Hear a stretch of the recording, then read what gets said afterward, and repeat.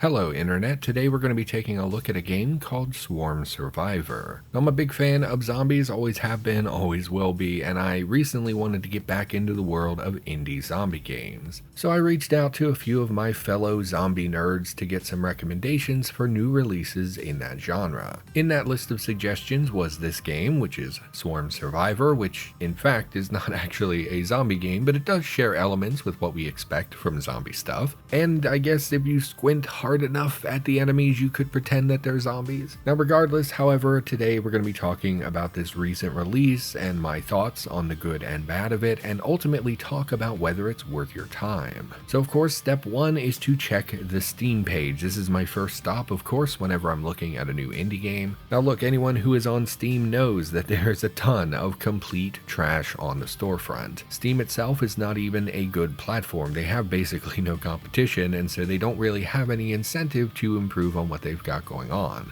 As a result, basically they will allow any game on their platform, which is why we see so many people complaining about cash grabs and asset flips and things like that on Steam. Now thankfully there are a few quick ways to assess whether a game is a cash grab or a genuine entry. So first of all, we can see here that the developer and publisher are different organizations. Many garbage games share a dev and publisher because it's just some guy out there by himself doing the bare minimum. Now the publisher here appears to be a French organization, and their website does show a few other games, so it seems pretty legit to me. There's really not much online to be found for the developer though. This appears to be their first game. I couldn't find specific info, but because of their choice in publisher, I assume that the devs are also French. They at least did go through the effort of setting up a website for the game, which again is something that a lot of trash games don't even bother doing, so all of these are good signs that this is a legitimate entry. The description of the game here is not exactly good copy, but I don't think there are any grammatical errors, which is another good sign. Quote, a dark and moody top-down shooter. Unlock new weapons and upgrades by completing achievements, making each run different. Will you be able to escape the swarm? Now there was also an update after it was released, which is another really good sign that the devs are actually trying to make a good game here, and it has a positive rating even though there are only 15 reviews. In fact, the worst thing about their Steam page are the actual screenshots, which the majority of which are 80% black screen, which we're definitely going to talk about that a fair bit in this video. Now this is an honest representation of the game, but it's not exactly enticing. Anyway, based on this information and on the fact that it has Survivor in its name, you probably have already puzzled out that this game is modeled in the same style as Vampire Survivors. Now if you're not familiar, Vampire Survivors released in December of 2021 and absolutely exploded in popularity in 2022. Now the core gameplay loop here is that you travel around fighting unrelenting hordes of enemies and accumulating experience. As you level up, you unlock upgrades for your character, and which upgrades you have available to you are actually randomly chosen, which adds a lot of replayability. You continue on fighting enemies, maybe a couple bosses show up or elite enemies, and you just see how far you can get. This game became insanely popular, and once it blew up in that popularity, there were immediately clones. Some of them were cash grab piles of trash, which, often happens after a game is successful. Other entries were nice and polished, refining elements of Vampire Survivors into a more cohesive gaming experience. Anyway, flash forward like a year, people are still capitalizing on the success of that game and are creating new entries in the genre. Now this game, Swarm Survivor, does pull elements from those other games and attempts to add them to their own entry with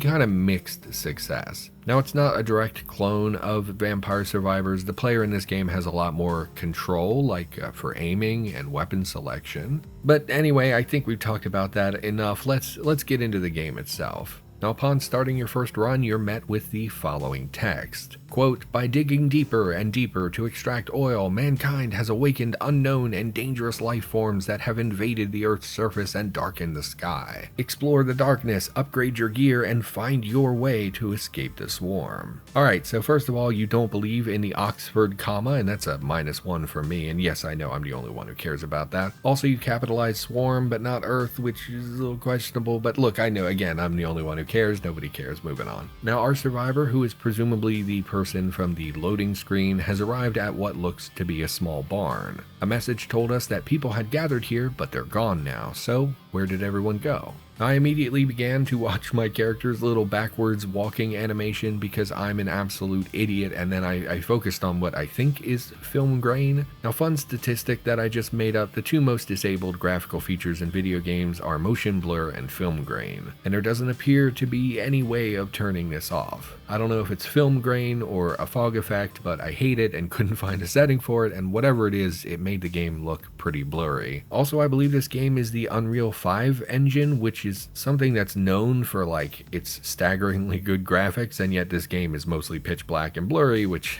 you know, man, alright, I guess. Now, as I move to the barn, I get a pop-up about health canisters. Now, this game does do a neat little thing where even if you're at full health, you can still pick up health pickups. After you store 3 of these pickups, your health will be permanently increased, so it stores them, which is really neat. Now, you will consume them automatically as you get injured, but if you stack 3 of them, you get the permanent buff, and I really like this. Otherwise, a health pack would just go to waste, so this is a really good choice. There's a sign here pointing to a safe zone, but the door has been overgrown with what appear to be roots. Now, these roots are actually really important to the game, but it's never explained anywhere. There are random roots that you find throughout the world, and they pulse with this kind of like purple light. Now, the direction in which they pulse is actually the direction you're supposed to go because it leads to the boss. And that's really the whole point of the game. You're going to wander around, you're upgrading your character with gear and level ups, and then you go fight the boss. You kill the boss, the roots will recede, and then you run back to that door to the safe zone, which finishes the run. Unfortunately, none of that is really explained to you, and the only reason I knew I was supposed to follow the lights is because I saw someone mention it in the Steam discussions. If it had not been for that comment, I legit would never have realized this. Now, I understand maybe this is something that was intended for the player to discover organically, but 100% I never would have figured that out. Anyway, armed with my little 8-shot pistol and absolutely no idea what I'm doing, I headed away from the barn and am immediately exposed to the most glaring flaw in this game: the darkness. And no, not the cool Jackie Estacado darkness, but the kind that makes games basically unplayable. Now, this is a core part of the game. The intention here is to black out literally everything that is not illuminated by your very weak flashlight. Now, you can right click to intensify the beam, which makes it shine brighter to illuminate more of the area around you, and this effect also slows down the various enemies that you will encounter, and they do also pulse gold when illuminated in this way, which to me implies they are more vulnerable in that state, but this is not explicitly stated and I couldn't really tell if that's correct. Now, this intensified light drains the battery bar in the lower left corner of the screen, and if fully depleted, it will be unavailable for a short period of time. You can increase the battery charge, the rate at which it recovers, and how much it slows enemies by selecting the relevant buffs when you level up. So the game is clearly designed to be this dark, to force you to rely on your flashlight. It's really not a terrible choice, but I think it does the game a real disservice. Now, we'll talk more about this later. I have some thoughts on the impact of this and how it could be improved, but for now, let's move on. Now, as for other information on the screen, about all we're given is that there is a noise bar, and making more noise means there will be more enemies. Now, this is kind of a mixed bag. You want enough enemies that you can level up more quickly, but not so many that you get overwhelmed. And unfortunately, finding that balance seems to be impossible. I either never got enemies spawning at all, or I found a dozen of them all at once. There really doesn't seem to be a middle ground.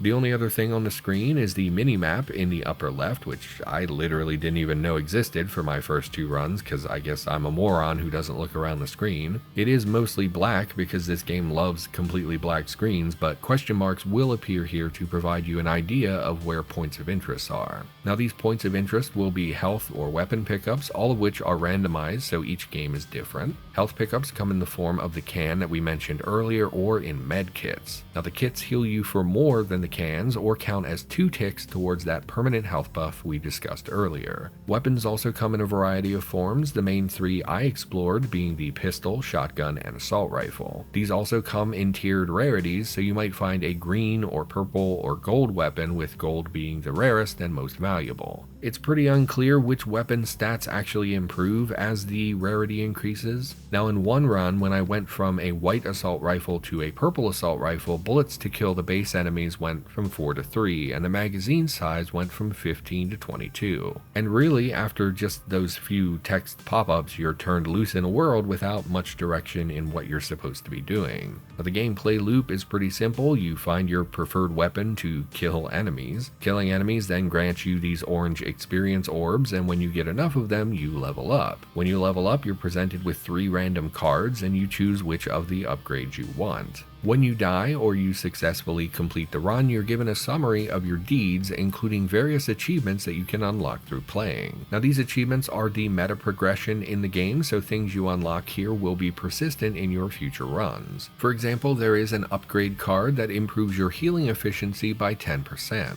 However, if you heal yourself for 400 damage throughout your various runs, that card will then improve your efficiency by 14% instead. Once you've unlocked that, if you heal 2000 damage in your runs, this again improves to 18%. So the more you play, the better your upgrade cards will be, and thus you will survive for longer and be more likely to win your run. Now, there is a cap on these. Most of them seem to have 2 upgrade tiers in total. Additionally, some achievements will unlock completely new abilities. For example, after making it to the boss for the first time, you unlock a completely new perk that lets you temporarily increase your movement speed at the press of a button. Now, a lot of games in this style have you using a meta currency to unlock your upgrades. Now, this game instead has you level up things by actually doing something in the game. I do ultimately think this is the superior choice, and I approve. It encourages people to keep playing your game for longer to obtain, admittedly arbitrary developer assigned goals, but it keeps people playing. That is ultimately the whole point of achievements being invented for video games in the first place. It was to keep people playing. Now, when you start your run, you may select which cards will appear as possible upgrades when you level up.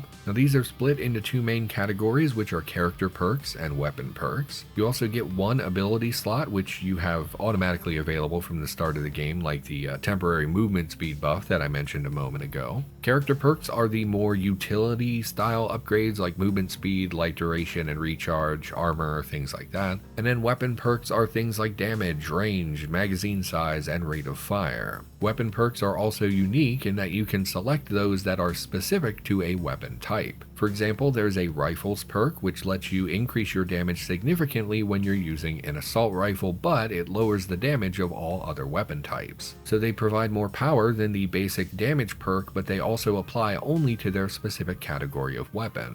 Now, as I said previously, these are meta progression, so you do unlock more of the perks as you play. The weapon perks are unlocked when you destroy a certain number of enemies with the relevant weapon. Now, one of my favorite upgrades was the health regen card, which I don't think I unlocked until my 6th or 7th run. And full disclosure, as I write this script, there's still quite a few I have not unlocked. I don't like the game enough to play to 100%, probably not going to happen, so no disrespect, I like the game, but not that much. Anyway, at the beginning of each run, you select 6 cards that you're going to use from each category. So if you want to force a shotgun run, you could prioritize reload speed, magazine size, and take the shotgun damage perk, for example. The upgrades hit pretty much all the categories you would expect, but they do feel very generic in general. I think that if you added some flavor text to these cards or given them names, this would give the appearance of a little bit more polish for the game. Like literally, if you just put a title over the reload speed card that said fast hands or something, it would just add a little bit of flavor and the game would feel a little less bland. Now, unfortunately, the actual gameplay of a run is almost always the same regardless of what perks you pick up. If you look for a specific weapon type long enough, you're probably going to find an upgraded version of it. I found myself favoring the assault rifles in basically every attempt because they seem like a pretty balanced weapon type. Pistols and snipers do not really seem viable to me at all, even with upgrades, so I'm a bit confused why they're even in the game when they're pretty terrible. And then I guess I probably should mention the boss here just a little bit. I think the boss is fine. I don't think it's particularly exceptional. It's actually pretty basic, and what you you would expect. Now the thing about bosses in video games is that many of them are very similar, like from game to game, and there's a reason for that. So for example, the boss in this game has a 3-phase system to it. So the first phase, second phase, third phase, that's pretty standard. We've obviously seen that in many games before. It shoots out these waves of fire, kind of blocking the area, forcing your character to move around. That is pretty expected from a game like this. So while I don't feel this is particularly inventive, it's not terrible either. It's mostly just a giant bullet sponge that does some unique stuff from the other characters in the game. And yeah, I don't have a whole lot of thoughts on the boss. I just didn't really, it wasn't very impressive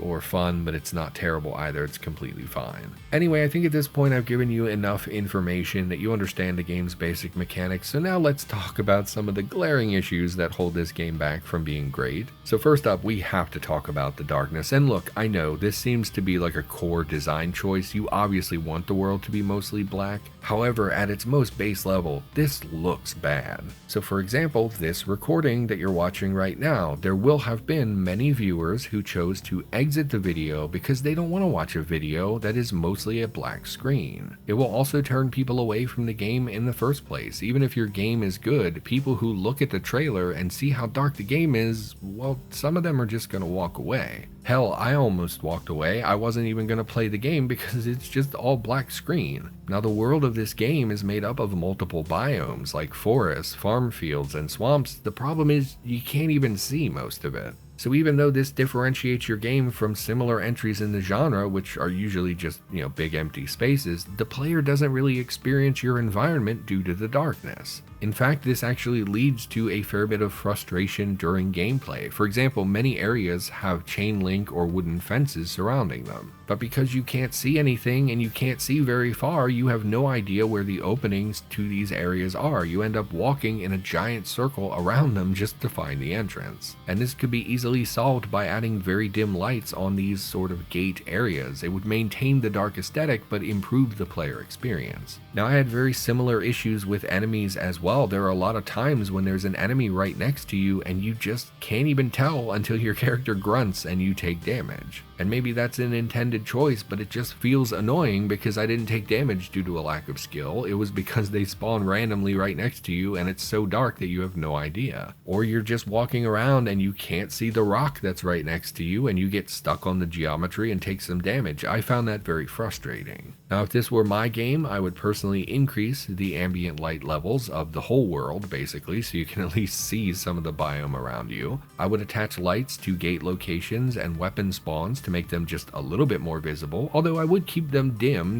they don't have to be spotlights. And then finally, I would have enemies glow just very slightly. Some of them already do this, they'll flash red or purple as you move through the darkness, but some of them are just pitch black at all times. I think it would be better if they were slightly illuminated. And for enemies, there's unfortunately a lack of distinction between the enemy types. Now there are 3 basic enemies in the game that are sufficiently different. There are your standard humanoid zombie types, which just run straight at you as the player. Then there are these weird salamander looking fools that hang back and shoot fireballs at you. Oh, and I literally just realized they look like Gwar from Morrowind. That's what I couldn't, the whole time I played, I was like, what do these things remind me of? It's the Gwar from Morrowind. Anyway, and then finally there's a giant hulking monstrosity that has a charge ability. Now these 3 are distinct in that they look different and they all 3 have different abilities. However, there are also elite versions of them, which essentially means they're the same creatures, but they're horrible bullet sponges. Now these are very difficult to distinguish from their non-elite forms. Sometimes you will have one of the basic zombie types running at you and you'll shoot it and shoot it and shoot it and think, man, why won't this thing die? But it's actually an elite enemy, it just happens to look basically identical to the base version. Now there really needs to be more distinction between the base level and elite versions. I find it very strange that they're basically identical. Now they're not different mechanically either, it's just that the elites have significantly more health. It would have been nice to see different mechanics appear here instead of just making them bullet sponges. So these salamander fire catapults, for example, maybe the elite version would send out waves of fire in an AoE like the boss rather than shooting fireballs like the base version. The upgraded version of the Hulk could leave a trail of dangerous terrain behind it, like fire on the ground or slime or weird crystals or something, I don't know. There's a lot that you could do here to make these a more unique experience and offer cues that indicate they're a stronger version of the base enemy. Now unfortunately, this is also hurt pretty significantly by the way they spawn in the game. Rather than appearing in fixed locations or outside the screen's boundaries, the enemies will spawn right next to you. And their spawning also does not feel consistent. Sometimes it's one enemy that pops up and sometimes it's 7. Sometimes a giant red circle appears, creating a sort of arena and spawning maybe 30 enemies around you. Now more often than not, this red circle would spawn a bunch of the zombie types, which it's really easy to just circle strafe and move around them. But sometimes it would spawn about a dozen salamander fireball lads, and it's awful. My most promising run, I had great upgrades, decent armor, movement speed, great damage, and I just got mowed down and overwhelmed by 20 fireballs at a time on the screen. That run had been completely easy up to that point, and then suddenly there was a red ring and I was dead within 15 seconds. I think that run could genuinely have beaten the boss, but this random BS spawn ended me. Now the game seems to have no consistency for danger. It often goes from hilariously easy to instantly murdered rather than having a gradual progression in difficulty, and frankly that's not very fun. Now look, I do have other complaints like the lack of a manual reload, the inability to manually heal or save health items. There are small bugs like being able to walk over the swamp water that's supposed to be inaccessible. There's the fact that Molotovs do not actually throw where your cursor is aimed, which allegedly was fixed by an update but was broken in my game. I could complain about this game for a little while, but I think it's probably better that we just wrap up the video here. Now look, this was recommended to me as a decent game that people probably had never heard of, and it is exactly that. This game is decent and often can be fun, and you probably have never heard of it, but it's also not a great game. It's not a cash grab piece of crap. I think this is made by a small team that are actually setting out to make a good game, but I think there's a lot of things that hold this back from being something a lot of people will pick up. Now the core gameplay loop has been proven to be something that people like. There's a reason why all these vampire survivor type games have popped up. People enjoy them. Your upgrade system and having meta progression is a must-have in the genre, and I think you executed it well even though it lacks flavor. Your enemies are pretty basic, but this is, it's definitely not the worst thing I've ever seen. The main thing again is the darkness, which I find so incredibly off-putting, but it's also clear that you're firm on that and you have no interest in changing it. Now the game is also $4.99, which does make it just so much easier to recommend. A lot of indie devs have absolutely no idea how to value their game, but $5 here for this game seems about right. And your reviews, while they are relatively low in number, are positive, and I think there's reasons for that. Despite my complaints, I overall enjoyed my time with Swarm Survivor. So at the end of the day, do I support this game? Do I recommend it to other people? And the answer here is yeah. I guess so. I enjoyed the game, mostly. If you watched this video and it seemed interesting to you, then sure, pick it up. I'll throw it a recommendation, especially for $4.99. It for sure is not the best in this genre, and there are issues throughout the game, as I discussed. I tried in the video to not just complain about them, but also offer what I consider to be solutions for the issues I brought up. With that, however, I think this video draws to a close. There is a link to the Steam page for the game in the description down below. Now, unfortunately, my quest for indie zombie games will continue in the future. Hopefully the next video is actually about a game that has zombies and not what were these creatures? The blurb said they appeared from underground after we drilled for oil. Are they demons or like naturally occurring creature? I guess it doesn't matter, they never establish it. Everyone, thank you for watching. Hopefully this video brought a new game to your attention, maybe something you would like to play for yourself. Hopefully I will be back in the near future with similar content to this, and I'll see you next time.